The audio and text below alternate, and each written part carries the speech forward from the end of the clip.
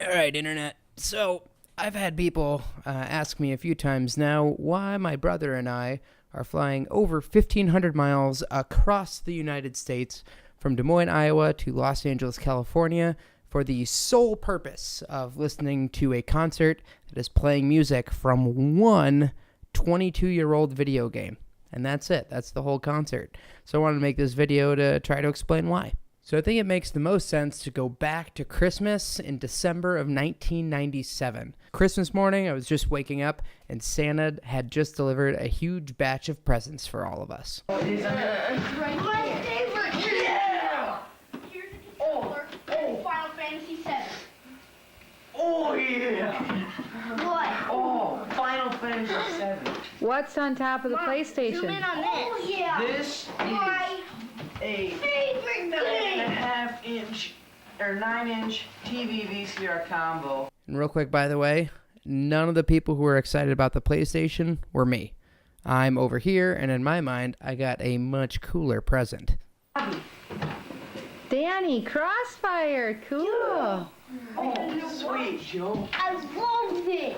So while I may not have known it at the time, it was actually Final Fantasy VII and not Crossfire that I would actually put hundreds of hours into, and honestly, it would fundamentally change the way that I played video games forever. So this game was the first one I played with a true story-driven narrative. Other games were focused on, levels and specific starting and ending points, constant challenges, high levels of engagement, but Final Fantasy would sometimes take an hour just to explain the backstory of these characters and why they were fighting for the greater good. And that storytelling really brings me to the music. So 1997 was a time before voice acting, even models with facial expressions, or anything visually to give you an idea of what the emotions of the moment were.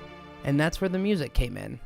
Final Fantasy VII alone had 85 unique tracks that it played throughout the whole course of the game. It was more like a musical score than a soundtrack because you had these recurring themes rather than, like certain levels just playing one thing over and over. And they were all designed to kind of push the narrative forward and make you feel a certain emotion. You basically just had text boxes in the music, so the music was the main driver of the emotion. So there are really basic examples of this. So you just had like regular battle music.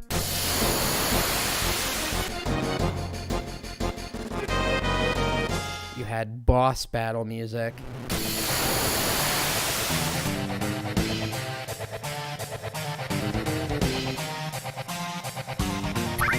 And then on occasion, you'd have some super rare thing where you'd have like this one-of-a-kind track, and that's when you knew shit was going down.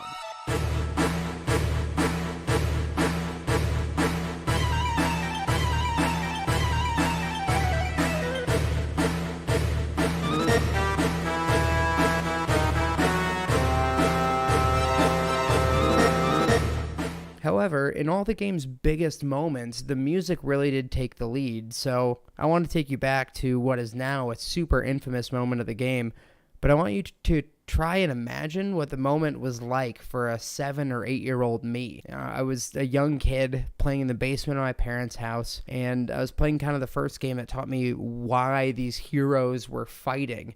My characters, they could defeat anything. I had defeated giant monsters before and dragons, and I was summoning all this cool stuff. It was a story about heroes, and in my 8-year-old mind, heroes never failed. And so during this clip, you're going to hear Aeris's theme, which is honestly probably the piece of music that I'm most emotionally connected to in the entire world. It was kind of the anthem for my first grown-up experience. I was going through grief and loss and anger, and it just represents a moment where kind of my whole worldview kind of shifted a little bit. I mean, it sounds crazy, it's just a game, but in my mind, those things were just so abstract so far in my life. So it's like this crystallized moment where all these things kind of came into focus, where you kind of learn a little bit more about the world. And every time I hear this theme, I'm not just taken back to this moment in the game, but I'm actually taken back to, an 8-year-old me who's sitting there playing in the basement, probably in the dark, and just tears streaming down my face, wondering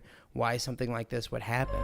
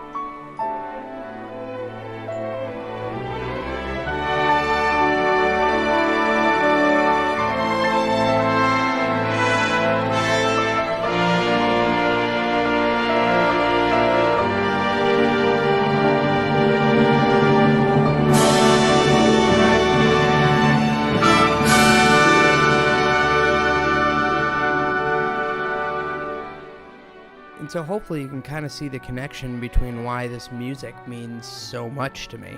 You know, the music on the PlayStation wasn't really great. It was kind of grainy and it had kind of like that old school kind of beepy sound. But now hearing it as an orchestra, it's kind of like everyone makes those jokes about, you know, how we imagined games and how they looked at the time. That's how I feel about the music. It's like hearing this come to life by these professional musicians. It kind of matches up my current adult life with my 8-year-old self in a way. The way that I imagined it is now how it's being played. So, yeah, I'm flying across the country for the sole purpose of hearing music from my childhood. I know it sounds crazy, but hopefully it kind of makes sense now. Well, anyway, if you like the video, like, comment. I'm just kidding. I don't care. You don't have to write anything. I'm not a YouTuber.